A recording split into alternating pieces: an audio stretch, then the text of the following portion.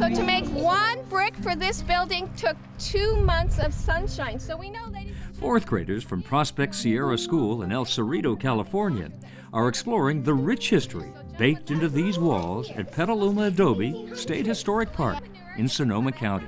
All I can tell you is what you see here today took 10 years to make. Wow.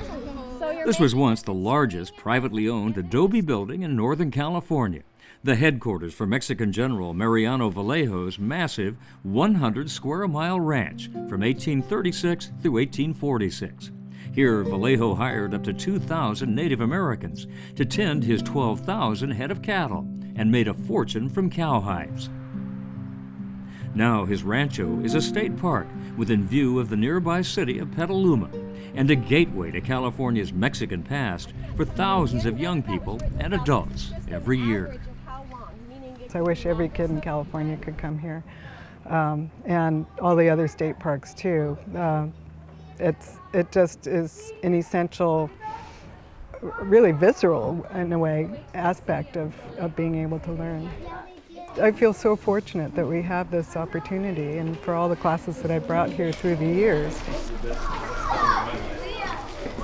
There was a saying that historical parks are a window to our past, but I like to think of California state parks as a door to our past. We can walk through that door and experience the historic past of California. Awesome.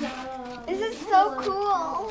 The thread of history from the very beginning with the Native Americans up to almost modern day is just fantastic. You can tell the entire history of California through state parks in California. The story of our state is woven into the fabric of our 47 state historic parks.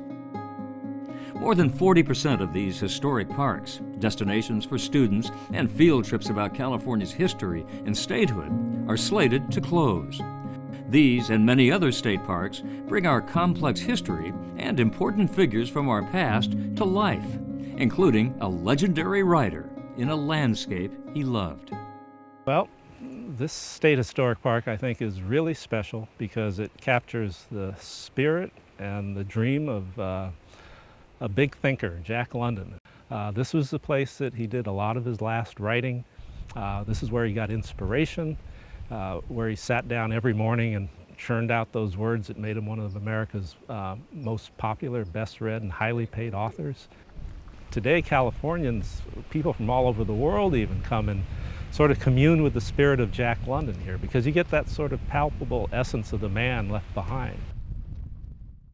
Jack London traveled the world in search of adventure, but in the early 20th century, he wrote here at what he called his beauty ranch in Sonoma County. In 1913, Jack's dream home, Wolf House, was destroyed by fire just before he and his wife Charmian were to move in. He spent his final years living and working in this cottage, and when he died in 1916, his ashes were placed beneath this simple rock from the Wolf House. That's why it's a state historic park today and should remain so, for forever, become part of our legacy. The lessons of our legacy can be discovered in Jack London's lair, in Mariano Vallejo's magnificent adobe, and in state historic parks from one end of California to the other. These are treasures of our diverse and fascinating heritage that have been carefully preserved by those who came before us for our benefit and for the benefit of all those who will follow in our footsteps. Well, I think we have big shoes to fill. We owe a lot to the people that went to all of that effort to preserve our collective legacy, and we owe it to them, to their memories, to provide that go on really in perpetuity, is the way I like to look at it, so that our grandchildren's grandchildren will even be able to look back at this moment and see that we did our part to make sure that the string was unbroken and that we kept these places alive and well.